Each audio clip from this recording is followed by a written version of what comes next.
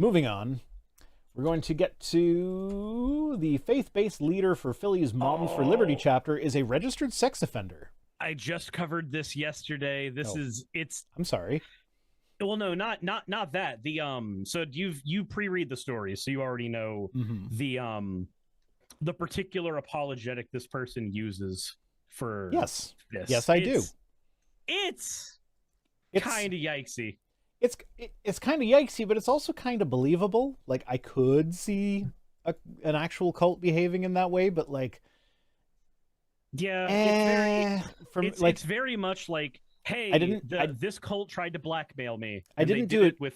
Yeah, so I didn't do a deep dive into them, but from what I did read, it did not seem that was the kind of behavior they engaged in. Like, they didn't really do stuff like that to try and keep people trapped in them.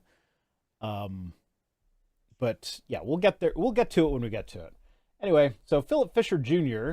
is a pastor and Republican leader who coordinates faith-based outreach for Philadelphia's Moms for Liberty. Now, you remember last week when we covered 1 million moms and how they'll accept anybody regardless of gender and call them one of their 1 million moms? Well, now we got Moms for Liberty has the guy who coordinates their faith-based outreach who is not a mom for liberty. He's a guy. So, like, they'll condemn transgender people all day long, but then they're like, oh no, you can join us even if you're not a mom and just call yourself one of the Moms for Liberty. But you're like, I don't know. The hypocrisy there is just delightful / infuriating. Planned Karenhood. Mm-hmm. It's planned Karenhood. Yeah. So he's also a registered sex offender due to a 2012 felony conviction for aggravated sexual abuse of a 14-year-old boy when Fisher was 25. That's actually another trend I've noticed, because wasn't Matt Gaetz was 25 when he adopted his 14-year-old son, and I think, was it the Speaker of the House? Same situation with him. He was also 25 when he adopted a 14-year-old kid. It's like it takes them until about 30 to realize that rape bad, I guess. Yeah, I don't know. Well, that's weird. I'm not saying for sure that Matt Gaetz and Mike Johnson raped the kids that they adopted, but like, it's very highly suspect that a 25-year-old would adopt a 14-year-old. So the one thing that I did find about the story that was interesting to me was one of the defenses that this guy uses over what happened. Not just the like, hey, not just when he went, hey, I was part of a cult and then this cult tried to blackmail me, but also when they went, hey, so I've never tried to hide this part of my past. Yes. This has just been a thing that's been there the entire time. It's like, yeah, it's a thing that's been there the entire time that you like he's okay. If we skip forward in the story a little bit, because you've already kind of got to a lot of that stuff. The reason that this happened, he's listed on Pennsylvania's Megan's Law website. Megan's Law means it's not just I wasn't trying to hide it. You're supposed to announce it. Mm-hmm. Well, so the reason that this even came out in the first place was because to be one of the people in charge of an event that involved children, they had to actually mail in their sexual their registration as a sex offender to one of the event organizers so that they could participate, because it's required by law that if you've done this, anytime you do anything involving kids, like you have to put forward like, hey, this is a part of my past, this is a thing that I've done. And that's how this story came to light in the first place. Yeah, he was trying to work with kids, but yeah, everybody said they were surprised and astounded to hear of his past, and but he actually never took any moment to hide it, though, so they should have known, right? He did. One person that was organizing a thing where he had to deal with children, they actually got a letter from the Department of Human Services about a child abuse history certification in Fisher's name, which said that no records existed. So she got one saying he was clear and he could work with kids.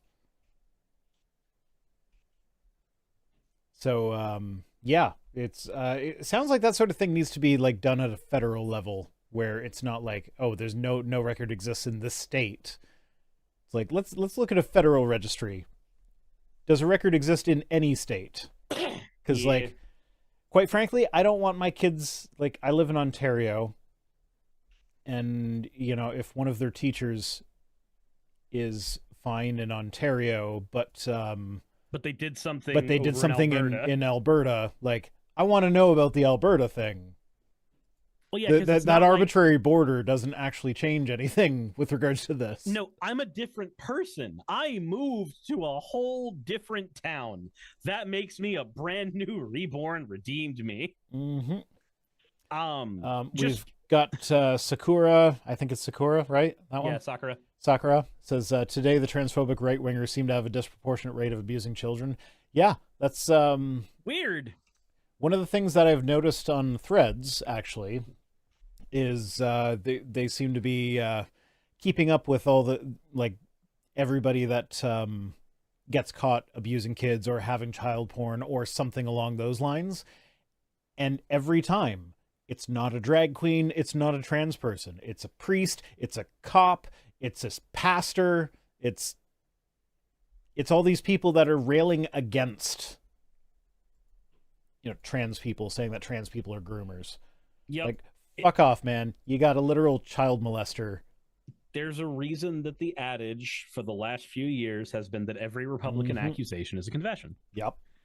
I don't like pretending that adage holds true all the time, because there's obviously, like, it's obviously impossible to be a 100% truism, but so it just keeps happening. Yeah, no, like, I have never really cared for the argument that, like, oh, the pastors who preach the loudest against homosexuality are closeted homosexuals. I've never really cared for that, because it makes it seem like gay people are the only ones oppressing themselves. Yeah, but that also turns it into like, it kind of goes back to using gay as an insult. Like, oh, you're just saying that because you're gay. And that just, I don't like that. Like, if you are actually gay and you're in a position where you're supposed to be anti-gay, then I feel sympathy for you. But, like, at the same time, the people like Ted Haggard that are, like, very high profile anti-gay, but they are actually gay, is like, no, come on, man. You can't be like that yourself and then deny that same thing for everybody else. It's like watching a Blair White video and seeing just how much stuff she'll say about trans people, because everybody else is apparently not the right kind of trans for her. Yeah. You're just like, okay, come on. These are the people who would be standing with you for your rights. Meanwhile, the Steven Crowders of the world wouldn't. But which ones are you going to stand? Yeah. So, yeah. So my point is, like, I don't really like saying that as a blanket statement. But in the case of the Republicans... Oh, yeah, we got Sunshini said, wasn't Ted Haggard the one caught doing cocaine off the bum of a rent boy in a bathroom? I don't know if it was that exact situation, but yes, there was a male prostitute involved. I'm gonna say it sounds plausible. It could have been that. I don't know if it was off his bum, but there was cocaine involved. There was a male prostitute involved. Come here, I need to bump a line off your asshole. So the details might be slightly different, but the broad strokes are correct. But let's not talk about broad strokes when we're talking about this situation. Hey, mainly because if you enjoy broad strokes, go to adamandeve.com and use code. I'm not sponsored by adamandeve.com, but they should sponsor me because my audience would totally go for that. Go to ddlgplayground.com, use coupon code Suris. I am sponsored by a sex shop. There you go. Perfect. Everybody do that for your sex shop needs. And then Suris, send in a good word for me. You still haven't done that. Or they just ignored you. Over at DDLG Playground? Yes. So the story there is that they have actually retired their sponsorship program. I know, and I was like, hey, I have a degenerate audience as well. So if they're still sponsoring you, they can sponsor me as well. Hey, I just quickly want to give a thank you to all of my wonderful patrons who keep this show running. YouTube and Twitch are a pretty bumpy ride at the best of times, and the stability that Patreon provides me is worth more than I can say here. I'd also like to thank each and every one of my $20 and up patrons here, and they would be Britzkrieg, Cameron, Dren, Jemshin, Smiling DM, Poundini, Mabbity Babbity, Naomi, Isaac, Agamotto, Jordan, Ravi, Giuni, Kiratorian, Prisma, all of you, I'm not saying that part, and Starlight. And finally, thank you to everyone else that helps keep this channel alive. While you're here, why not check out another video? And thank you for watching.